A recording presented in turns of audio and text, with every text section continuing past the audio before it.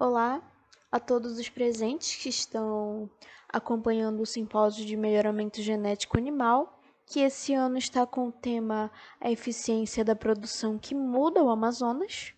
Agora falaremos um pouco sobre o melhoramento genético de equinos. Apesar da criação de cavalos ser vista atualmente como atividade de lazer, o comércio e o negócio na equinocultura mostram-se expressivos. Na participação do comércio internacional de equinos, o Brasil tem grande destaque. Os cavalos de corrida compõem um dos segmentos mais ativos nesse comércio. Quando se fala de cavalos, a primeira coisa que se pensa são os cavalos de corrida, ou então aqueles que participam de algum tipo de modalidade. E são justamente esses que compõem um dos segmentos mais ativos no comércio internacional. Os criadores de cavalos cada vez mais almejam animais geneticamente superiores, capazes de apresentar melhor desempenho nas provas. No entanto, falta interesse pela utilização dos dados obtidos por pesquisas na área equestre. Então, essa preocupação com o melhoramento da qualidade genética do plantel brasileiro começa a criar força, podendo ocasionar ainda mais a expansão da equinocultura no país. Porém, por essa falta de interesse, não só no Brasil, mas em grande parte dos países, há essa distância aí considerável entre criadores e os pesquisadores. Aqui temos essa tabela do plantel de equinos em 2013. Para ver como as informações são escassas, é até difícil encontrar informações que sejam assim atualizadas e confiáveis sobre os equinos. Em 2013, o maior plantel estava localizado em Minas Gerais, da raça manga larga marchador, com um número estimado de 600 mil animais vivos, seguido pela raça nordestino, com estimação de 500 mil, e em terceiro lugar, a raça quarto de milha, com um pouco mais aí de 340 mil animais vivos estimados. Isso segundo a Associação de Criadores de 2013, né? Em algumas pesquisas mais recentes realizadas, segundo a pesquisa Pecuária Municipal de 2020, que é realizada pelo IBGE, o rebanho equino estava aí com pouco mais de 5,9 milhões de cavalos, quase chegando a 6 milhões de equinos aqui no nosso território brasileiro, né? O melhoramento genético dos equinos é tão complexo que conseguir um cavalo perfeito para as provas equestres ou mesmo para o trabalho é tarefa difícil. A maioria dos criadores de equinos aguarda anos pelo desempenho dos cavalos que estão em competição, né? Para decidir quais os animais que vão seguir para a reprodução. E esse longo período deve-se às diversas etapas antes do início em competições, principalmente quanto ao treinamento. Portanto, necessita um considerável tempo para identificar aí possíveis campeões e possíveis reprodutores. Existem aí vários contratempos e dificuldades pelos quais os melhoristas e os criadores tendem a enfrentar, como, por exemplo, baixos índices reprodutivos, altos intervalos de geração e parto, um baixo número de progênios por parição e o longo período de gestação. A gestação das éguas tem uma duração aí de cerca de 11 meses. E também dificuldades em aspectos operacionais, como informações escassas e imprecisas de caracteres reprodutivos, comportamentais e de desempenho em grande parte das raças, e também a baixa receptividade dos criadores às tecnologias reprodutivas. Então há essa relação superficial entre os órgãos e os técnicos entre os órgãos técnicos e os criadores, né? Como dito anteriormente, há uma grande distância entre criadores e pesquisadores, e isso acaba dificultando o melhoramento genético de equinos. Em relação a outras espécies de exploração zootécnica, as pesquisas voltadas para o melhoramento genético de equinos são proporcionalmente menores. As pesquisas, elas são bem reduzidas em comparação a outras espécies, tanto que se for dar uma pesquisada rápida aí, você encontra os mesmos artigos, quase que os mesmos artigos em plataformas diferentes, né?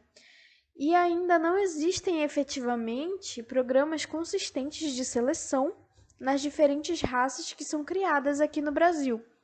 O que se faz atualmente é a estimação de parâmetros genéticos populacionais, tais como a herdabilidade e correlações genéticas de características de interesse.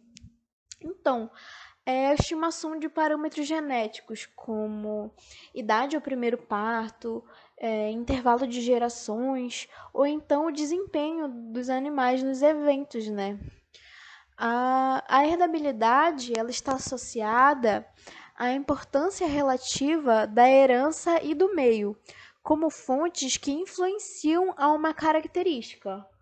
Ou seja, a herdabilidade expressa a extensão na qual os atributos parentais serão herdados por seus descendentes, sendo expressa por essa pequena equação, onde a variação do genótipo sobre a variação fenotípica será igual à herdabilidade, né?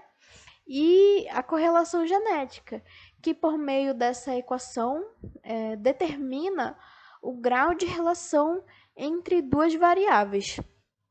Então, há uma busca por caminhos alternativos para obter um aumento do ganho genético pela diminuição do intervalo de gerações, né? Para quem não sabe, o intervalo de gerações aí dos equinos varia de 8 a 12 anos e é um dos maiores intervalos de gerações entre as espécies zootécnicas, né? Então, o que se faz realizar avaliações dos animais em menores idades. Os criadores eles começam a monitorar desde cedo o desempenho dos animais. Desta forma, o que se tem é a seleção dos indivíduos com base no desempenho em corridas e também a genealogia, né? Então, a seleção ela pode ocorrer com base no valor fenotípico médio da família, né? Os pais aí, os irmãos desse animal. Ou então, a seleção pode ser feita pelo próprio valor fenotípico dos animais que estão sendo avaliados. Aqui estão alguns genes que são envolvidos no desempenho de equinos. Aqui temos o MSTN, que é um membro da família TGF-beta e é expresso no tecido muscular esquelético e atua como regulador negativo do crescimento da massa muscular. Várias mutações ou polimorfismos têm sido identificados nesse gene MSTN em várias espécies. Segundo esse autor, Binns et al., identificaram por meio de chips de SNPs, né, o chip Illumina Equine SNP50 bit chip, identificaram 2 polimorfismos associados à distância ótima de corrida em cavalos de corrida de puro sangue inglês. E análises de bioinformática revelam que estes SNPs são vizinhos ao loco de gene MSTN, que são localizados aí no cromossomo equino 18, no ECA 18. E Hill et al. Também identificaram um novo polimorfismo, que é localizado no intron 1. E atualmente a genotipagem deste SNP é empregada de forma comercial para auxiliar aí na predição da distância ótima de corrida em equinos da raça puro sangue inglês. Temos também o PDK4 e a expressão do gene PDK4, que é localizado no ECA4, né, é coordenado pelo coativador transcricional PGC1-alfa, o qual tem sido identificado como um dos fatores críticos no controle da adaptação ao exercício, né? O PGC1-alfa é um regulador-chave do metabolismo energético, que atua regulando a sensibilidade da insulina pelo controle do transporte de glicose, mediando a angiogênese induzida por exercício e coordenando a biogênese mitocondrial, né? O que seria a angiogênese? A angiogênese é um mecanismo de crescimento de novos vasos sanguíneos a partir dos já existentes. E a biogênese mitocondrial nada mais é que o recrutamento e a síntese de proteínas mitocondriais. Então, o passo crítico limitante da velocidade de oxidação da glicose é a regulação da montagem do complexo piruvato desidrogenase, o PDC, que é controlado pela piruvato desidrogenase quinase, a PDK. E a PDK, ela bloqueia a formação de PDC, resultando na beta-oxidação de ácidos graxos para acetil-CoA, na geração de ATP, e é controlada pela expressão do PDK4 no músculo esquelético durante e após o exercício, né? Esse autor, Avery et al., identificaram um aumento significativo da expressão do RNA mensageiro do gene PDK4 em músculos esqueléticos de equinos durante a recuperação do exercício. Temos também o CKM.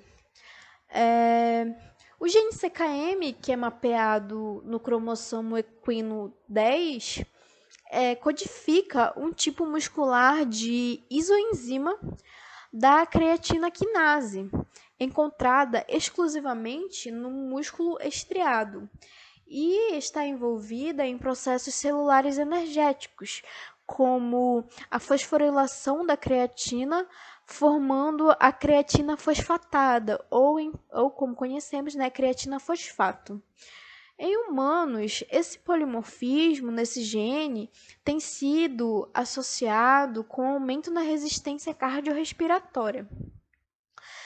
O fator de regulação interferon, ou IRF1, é um fator de transcrição mediado por oxigênio envolvido na biogênese e no metabolismo mitocondrial.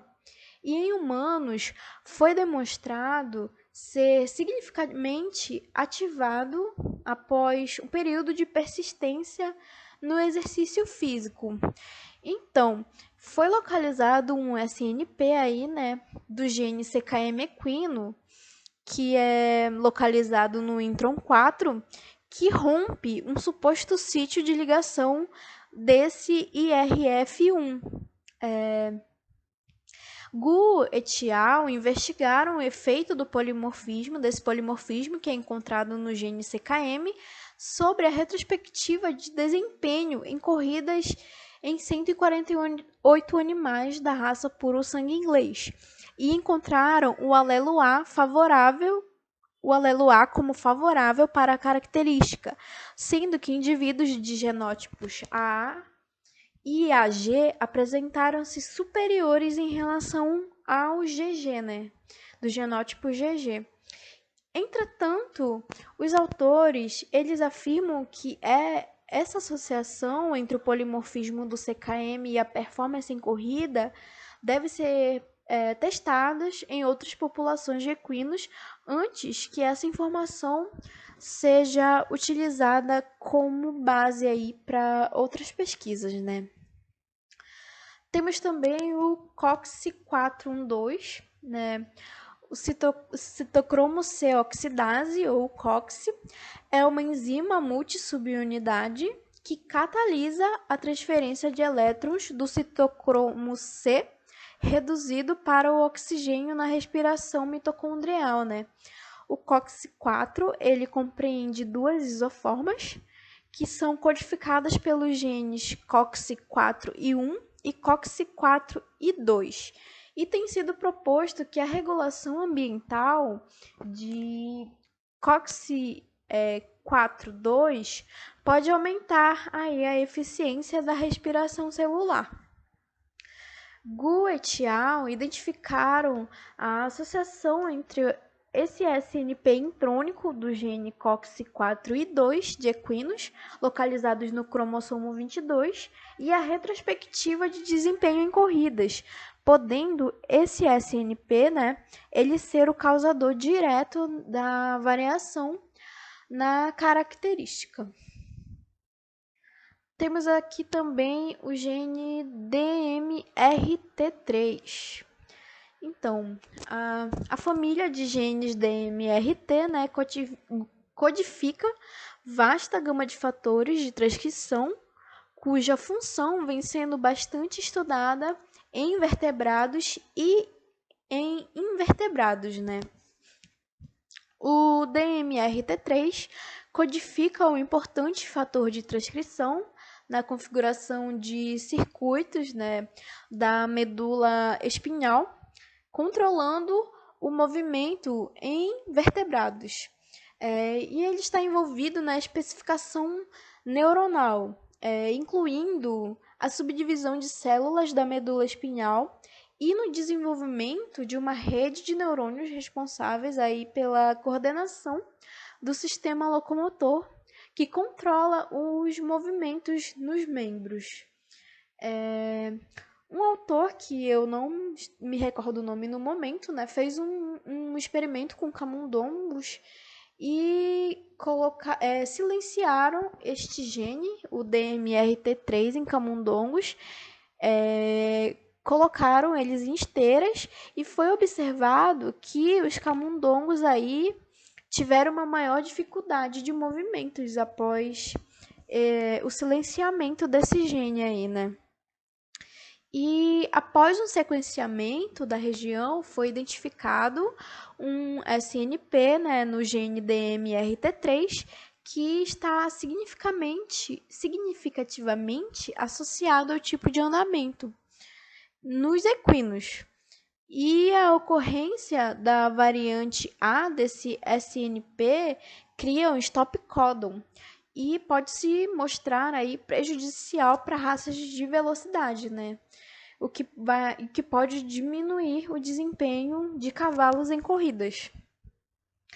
Temos também essa proteína, a MCT1, que é uma proteína transportadora monocarboxilato 1, ou MCT1, que é codificada pelo gene do mesmo nome, o MCT1, e é uma das mais encontradas em mamíferos e localiza-se no músculo e na membrana dos eritrócitos.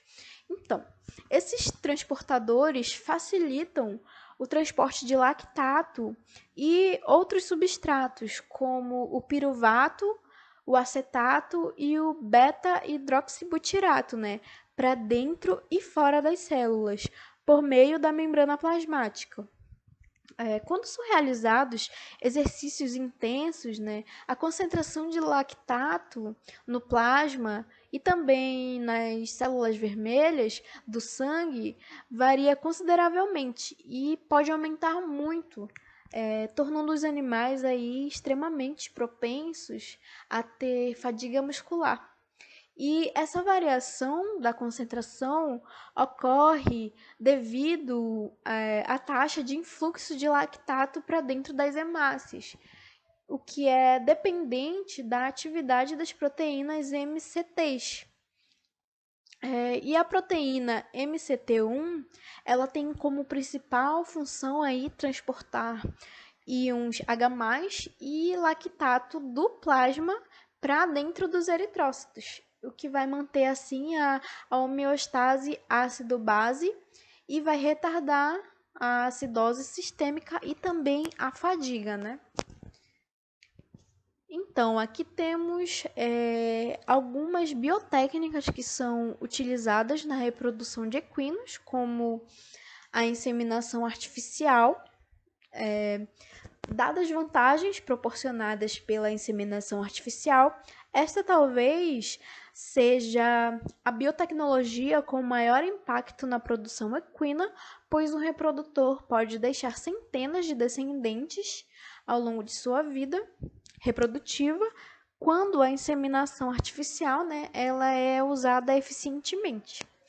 Temos também outra biotécnica, que são marcadores moleculares, Os marcadores moleculares, eles permitem que os genótipos dos indivíduos sejam determinados em muitos locos para várias espécies diferentes, possibilitando que parâmetros genéticos populacionais, como frequências alélicas e genotípicas, sejam estimados, Estas informações permitem a comparação de frequências entre populações e revelam diferenças em suas composições genéticas que podem contribuir para variações fenotípicas, Temos também outra biotécnica, que é a transferência de embriões. Essa biotécnica tem sido utilizada como uma gestão de procedimentos para a produção de múltiplos potros por égua, o melhor aproveitamento de éguas que possuam um alto valor zootécnico e sejam idosas ou que estejam em atividade esportiva. Também temos a aspiração folicular, que proporciona o uso de oócitos de uma fêmea com grande potencial genético, ainda que o animal não tenha possibilidade de se reproduzir, tornando-a uma doadora para outras. Também temos a injeção intracitoplasmática de espermatozoides, que é a biotecnologia de reprodução assistida, que consiste na introdução de um único espermatozoide no interior do citoplasma do oócito, maturado in vitro, após a sua recuperação aí em éguas doadoras, Então, para concluir, a formação de um cavalo não é baseada somente em características geneticamente controladas. Há inúmeros fatores ambientais que são capazes de influenciar seu desempenho, como a nutrição, a saúde e também o treinamento. Os cavalos que praticam algum tipo de esporte, quando submetidos a frequentes treinamentos, eles tornam-se altamente capazes de realizar atividades intensas e relacionadas, O melhoramento genético de equinos no Brasil necessita de organização e principalmente do apoio das universidades e pesquisadores, possibilitando fornecer e apresentar resultados mais conclusivos, disponibilizados a todos os interessados, permitindo aí no futuro se obter animais aí com melhores desempenhos, um melhoramento genético adequado aí, que atenda a toda a população aí, aos criadores e também aos pesquisadores, Então é isso. Muito obrigada a você que assistiu a apresentação. Estão as referências do trabalho e é isso.